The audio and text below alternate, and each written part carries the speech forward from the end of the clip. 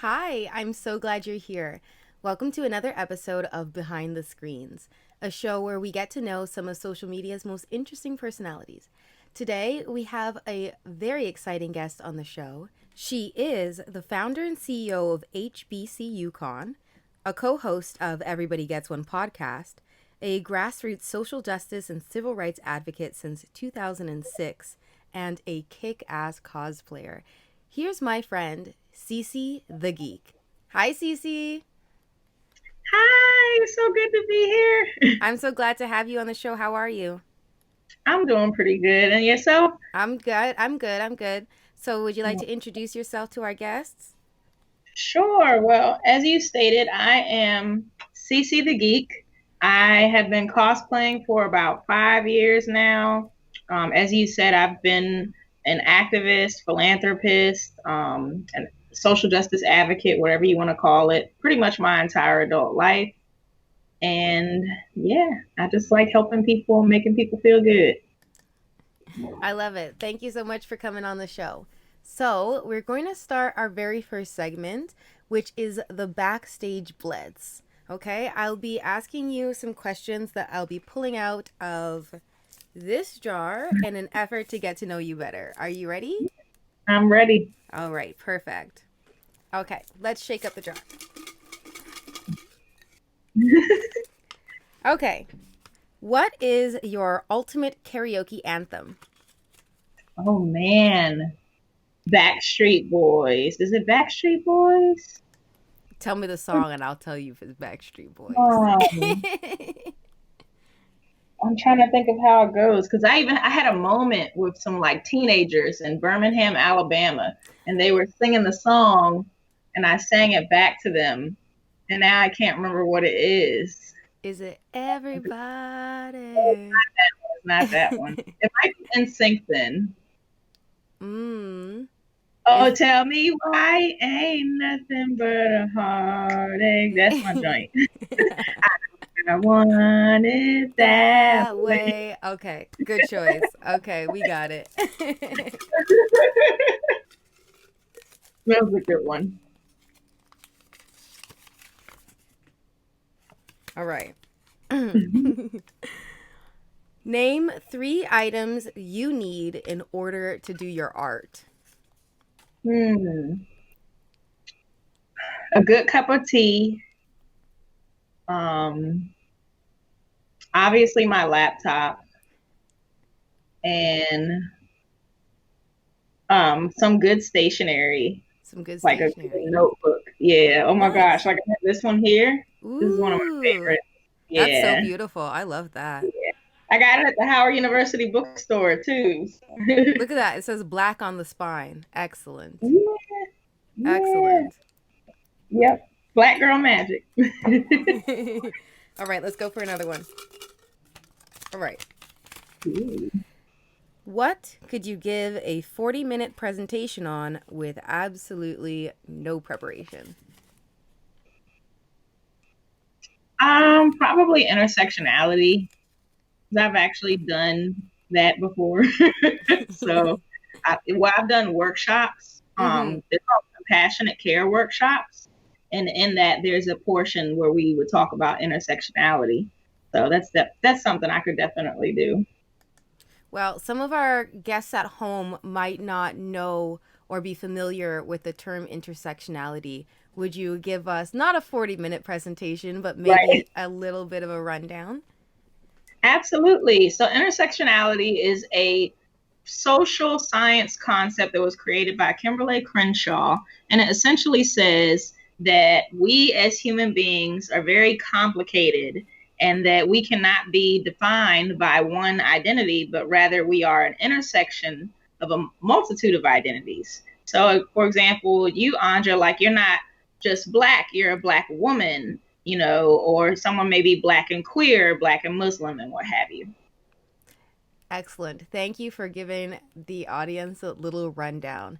And I think it's very important to be aware of intersections and identity because there's layers to things Mm, that go on, and maybe we'll talk about that a little bit more later. cool. Until then, If you were to live in a fictional universe, where do you think you would fit in best? Hmm. Maybe I guess Star Trek. Why Star Trek? I just feel like Star Trek generally has always been ahead of the curve when it comes to diversity and being progressive, and they're not afraid to go the distance, so to speak. And my mom named me after Star Trek, so that's also. What do you think your job would be if you were in Star Trek? I feel like I would be along the lines of a Lieutenant Uhura for sure. Oh yeah, she's the Um, best. yeah, I love She's her. amazing. She's like Yeah, life goals, honestly. I know. So, Cece, I might have made you do extra credit and asked you 4 questions instead of the usual 3, but I'm sure you can handle it. Yes, ma'am. All right, let's move into the main event where I'll be asking you some deeper questions to get to know you better, as well as the journey that you've been on throughout your career. Okay, are you ready? I'm ready. Okay, time for our first question. Cece, I know that you are very much an advocate for diversity in cosplay. Have you Mhm. noticed, since you got started, any significant changes in the cosplay community?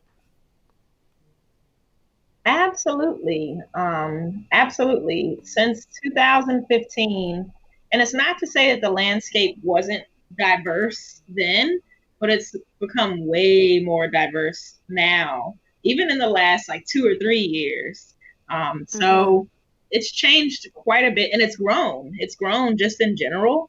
And I think that, a lot of these movies, especially like films like Black Panther, are a huge part of that, and it's really cool. It's really cool to see cosplay blow up and become like a mainstream thing, and all your friends and all your normie friends ask questions, and they want to try it and stuff. Yeah, I think when I first was exposed to cosplay, people were like, why would anyone do that? And I think Mhm. there's definitely more of a mainstream understanding of what cosplay is and that it's cool. So that's very exciting. Okay, next question. We're both big geeks, right? Oh yeah. So, how do you contend with the fact that so much of the content we consume, so much of the culture we participate in doesn't represent us? Have you ever felt like you needed to try harder to fit into what a cosplayer should look like? It's interesting that you pose that question, because I feel like before, when I was a nerd and before I started cosplaying, that there was a lot less representation of ourselves than there is now, or when we started cosplaying. So on one end, I do feel like there is some representation, but then on the other end, um, no, I don't feel compelled to fit in. There may have been a point in my life when I was young and I kind of went through that, but I'm very thankful for my HBCU experience in particular, because it really opened my eyes to, the narrative that I didn't have to choose Mm-hmm. between one side of myself or the other. I could be my whole self all the time. Mm. I think that it's important to recognize that you don't have to sacrifice or compromise your blackness or your Latinx identity or whatever identities you may have in order to embrace your geekness. So, Cece, looking back at all the places you've been, all the photos you've taken, there's a lot, and Mhm. all of the conventions you've been a part of, what stands out to you as a wow moment? I think one of the things that stands out most is just the overall turnout and support that I have witnessed for HBCU Con, which hasn't even happened yet for, of course, a myriad of reasons. Some of them, one being obvious, um, but it's just been amazing to see all these panels that I've done at multiple conventions, and it's pretty much the same panel. Like, we have 2 panels that we circulate: HBCU Geeks, A Different World, HBCU Geeks, and also She Saves the Day, which focuses on women and non binary folks in the geek community. And we've just had an amazing turnout at both of them, at MomoCon, at AwesomeCon, all these different conventions, and it just shows me how much that space is needed. And people stay afterwards, and it's crazy and surreal to me. So I really thank people for that. Well, hopefully, when all of these, quarantine and things simmer down, we get to really experience HBCU Con. I'm going to definitely be putting it in my calendar and trying my best. Hopefully, the border will be open so I can Yeah, go down to the States and take part in that. I know that's a whole other conversation, but yes, I got you, girl. You come down here, I roll out the red carpet for you. Oh, thank you. All right, next question. Yes, So, ma'am. the cosplay community can be difficult at times, but Mhm. it can also be an incredibly enriching experience. So I'm wondering, what have you learned through being a part of cosplay that you can take with you and carry throughout your daily life? Good question. Good question.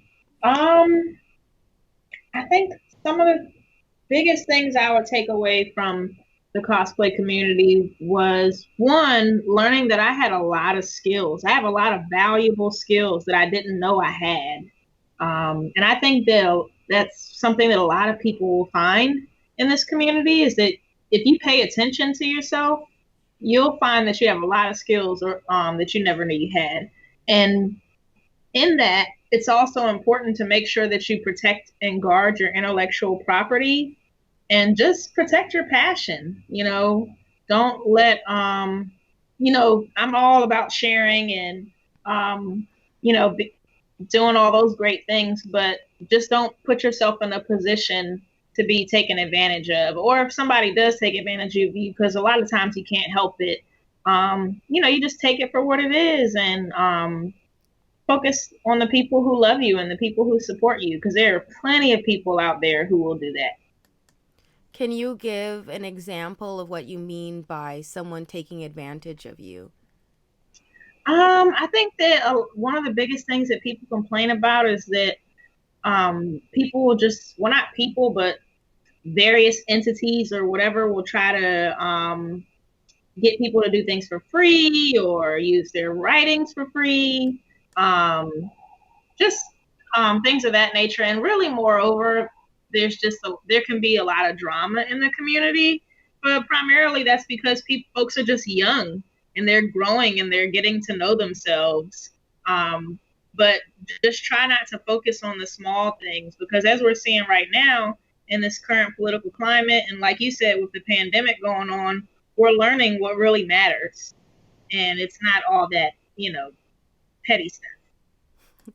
Yeah, exactly. I think I definitely had a phase where I was spooked by all of the drama in the cosplay community, and Mm-hmm. I basically logged out and disappeared because there was always a problem. It was always a competition between this and that. It was always who's more accurate, or should this be done? Should that be done? Is this real? Is this not? And it was always, I thought we were all here because we like to dress up. Like that's why Mm-hmm. I came out, because I like to dress up. But then Mm-hmm. it's somehow, sometimes gets into all these, different political things and Mm-hmm. competitions and Mm-hmm. people stretching the lines of decency. And, I think if we can kind of stay focused and you don't have to be cause famous, I think, in order for you to enjoy it. And Mm-hmm. I think when I let go of trying to always cosplay the character that people wanted me to cosplay, or Mm-hmm. do the looks the way that other people wanted me to do the looks, when I just said, you know Mm-hmm. what? I want to dress up because it's fun to me, and I'm going to dress up however, I want to. And if y'all are not paying me, you don't get an input. And I think it became a lot easier than when I realized I'm cosplaying for myself. Right. Right. And with the whole followers thing, we say that from a relative position of privilege when it comes to followers. But when your love or whatever it is you're doing is genuine and it comes from your heart, people can sense that. And that's why, people gravitate towards us because they can see that we're about this life. It was almost easier when I had fewer followers. Like when I started on Instagram, I had like 200 or maybe even less than that when I first posted my first cosplay. And I Mm-hmm. was like, oh my God, 40 people like this picture. And now, of course, we've got, numbers behind and stuff like that. But when you start getting those numbers, there's almost like this weight of expectation. So I try to remember the joy and love that I had for it when I would post and get excited if more than 40 people like the picture, and Yeah. just try to stay in that headspace rather than chasing the likes and chasing the numbers, because that gets old fast. Yeah, and that's when having a good support system really comes in handy. People who encourage you, people who are going to tell you what's real, like, hey, this looks great, but try, tweaking this a little bit. Mm-hmm. So, they want to see you flourish and see you be your best self. So that's so important. That's just so important. And there's still like little things that I get. So of course, when your friends compliment you, that's awesome. And when strangers compliment you, that's even more awesome because they have nothing to gain from complimenting you. Yeah. And one of my favorite things is when I'm shooting and then the photographer responds to a certain pose or a certain angle and they're like, ooh, I like that. That's what I'm like, oh my God, yeah, yeah. But you can't move, so you're like trying to keep the same, you know. So I love that. I love that so much. Shout out to all the photographers out there. Yeah, shout out to the photographers. All right, we're coming to the end, and I have my last question for you. You have a lot of followers on your cosplay page. And if they're anything like me, they look up to you a lot. What advice do you have for someone like me who's trying to build an identity, build a following, and build a life out of their art? Wow. Well, I'll lead that with a mantra that I have come to live by, which is the amount of followers that you have or the amount of followers that you want to have should never supersede the direction in which you lead them. And I think that's so important for folks to recognize is that ultimately, like, you have to be able to sleep at night, with what you post. And you have to post content that you're happy about and content that shows people like the real you, at least within reason. You have a right to your privacy. Yeah. I think that's kind of like the most important takeaway. Also, having a good team of people in your corner who can give you advice, like have a mentor and be a mentor. That's been such a humbling experience for me having a mentee. And you know, yeah, that's finding your tribe and just not being afraid to take those leaps. Like when I first came up with HBCUCon, I'm like, okay, there have been so many moments where I'm like, am I crazy? Am I sure? Like, am I crazy for doing this? And I've had to, there have been moments within myself and with people who I've come to know and love where I get that reassurance, just like I was telling you earlier with the panels and stuff, that yeah, this is the thing to do. This is the path for me. This is my destiny. So I think it's just important for you to keep that in mind, to always be true to yourself, and the rest will follow. Thank you for that advice. I'm very happy that I have that on video because I will listen to that every morning when I wake up. So thank you Oh, so much. you're so wonderful. I can't put into words how much it's just an honor to call you a friend. And I really hope to see you in person soon. Yeah, me 'Cause, too. Honestly, I yeah, feel so flattered and excited just to connect with you and chat with you, even when we're like Facebooking back and forth. I'm like, yeah. Oh my Definitely. God, look what Cece is doing. So I'm your biggest fan. Likewise, the feeling is definitely mutual. You will never have to worry about that. So I mean, even if you just want to hit me up and chat, just you're amazing, Anja. Just don't Thank change. you. Don't Thank change. you. Oh, cheesing. Yay! Okay, Cece, my darling, we've come to the end of the show, and now it's time for my favorite part, the plug. So, can you please let the people at home know what you are working on lately and where they can find you? Absolutely. So, of course, we're steadfastly working to reschedule HBCUCon, our inaugural HBCUCon. So just be on the lookout for that. Make sure you check out our website, hbcucon.org. Follow us on social media at HBCUCon on Twitter and Instagram, and HBCUCon on Facebook. So, of course, that's the biggest nugget of things I'm working on in the geek community. I'm also a co host on a relatively new podcast called Everybody Gets One. And shout out to my co hosts, Sam, Alex, and Rio. And we had Anja on our show recently. Yeah, it was so fun. Yeah, so be sure to check that episode out and follow us on Facebook at Everybody Gets One ONE, and Twitter and Instagram at Everybody Gets 01. We're also on YouTube, Ego Podcast. Once you go on our Facebook page and our Instagram and stuff, you'll see the link tree with all of the platforms that our podcast is available on. So, yeah. And I got Okay, some. and don't forget about you. Where can they find you on social media? You're right. I always seem to forget that part. And I just wanted to also let you know I have a few cosplays up my sleeve that we could talk about offline as well. But follow me at CC the Geek on Facebook and Instagram. So that's two C's, TheGeek. And then on Twitter, it's my original cosplay name, which was CC the Greek Geek, because I'm a member of Delta Sigma Theta sorority. And yeah, that's pretty much me. All right, Cece, thank you so much for being my guest on Behind the Screens. I hope to chat with you very soon, and maybe we'll work on some things together.